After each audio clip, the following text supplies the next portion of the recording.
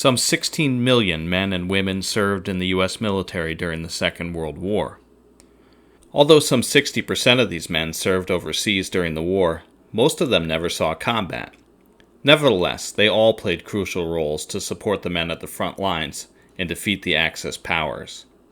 This is the story of my brief interaction with one of these unsung men during a chance encounter on a beach in North Carolina in 2010, and the feeling that I had been in the presence of a truly interesting and heroic man.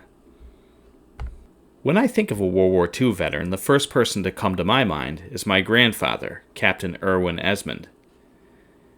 Captain Esmond served in the Army in the 1930s, and then he became a school teacher. But he was called up to active duty with the Airborne Division shortly before the Japanese attacked Pearl Harbor. Here's Grandpa, looking well-fed and healthy besides my grandmother, sometime in 1943. Soon after, Grandpa was sent over to the Pacific, where he saw combat in New Guinea, the Philippines, and the Ryukyus. Here's him looking not so well-fed in a jungle somewhere in the Pacific. He earned the nickname Sad Sack. It's doubtless Grandpa would have been a part of the invasion of mainland Japan had not President Harry S. Truman and some very smart men and women put an end to all of that. Grandpa's military service isn't what defined him. He was a very dynamic person, but I know he took pride in it. And he should have. Everyone over there contributed in their own way. And so now to the story of this picture. I took it on a hot August day, while my wife and I were on the Outer Banks. We had set out that morning on a trip southward towards Cape Fear and then on to South Carolina.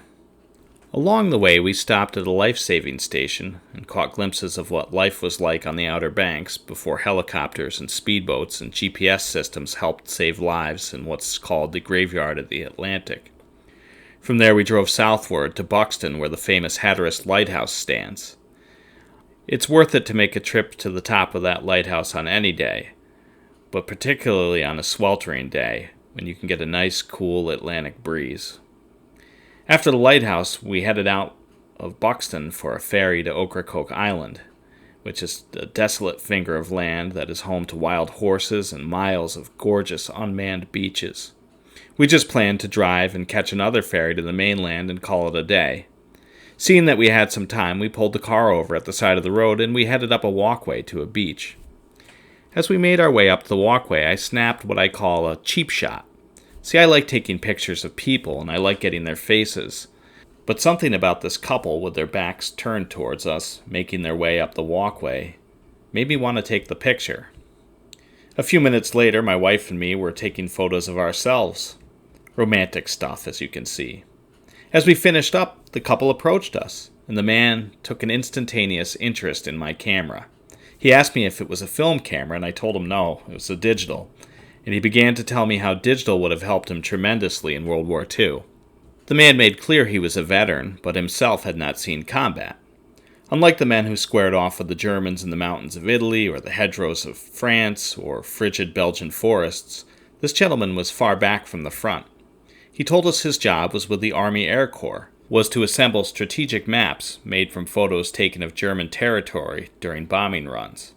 He didn't take the photographs himself, but he fit them together like a puzzle so that the Allied forces could get an idea of where things were, what was standing, and how many divisions of German troops stood in their way. The man told us it was a race to develop the photos and match each frame together using landmarks. He said it was like putting a puzzle together on deadline. The photos, he told us, were then used by the brass to determine what to bomb and what to stay away from. He wasn't puffing with bravado or anything like that, but to hear him tell it, he understood the significance of his understated role. The march towards Berlin and the liberation of the Nazi death camps in the East would not have been possible without aerial photography and technicians like this man who put these maps together. Nobody is ever safe in a war zone, I'm sure, but it's combat veterans like my grandfather who we easily remember for their heroism. It's easy to overlook the important supporting work performed by people such as the man I met on the beach that day. Without them, the Allies would never have won. As we walked back to the car that afternoon and headed for our next ferry, my wife said to me that we'd seen something like a hero. I couldn't agree more. His service to his country was something he must have felt great pride in some 65 or so years later. Well, thank you so much for letting me share this photo with you.